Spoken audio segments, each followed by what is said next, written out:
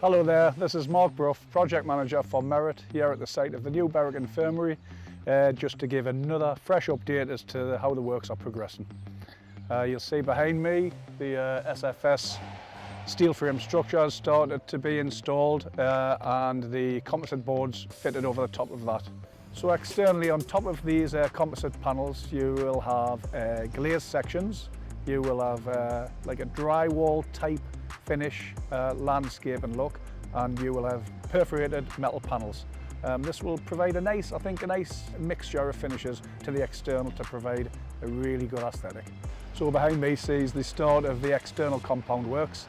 This is an area that forms a large concrete plinth to hold all of the major plant items to support the hospital, comprising electricity, incoming HV, we have oxygen storage, we have the incoming mains water tank, we have fuel oil for the generators. They're all stored in this external compound.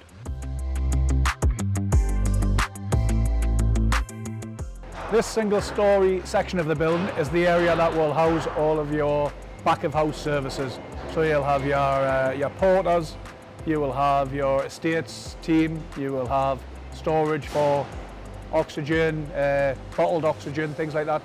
This will all be in this area, CCTV, places like that. Everything that makes the hospital tick will happen in this area. We're now on the rooftop.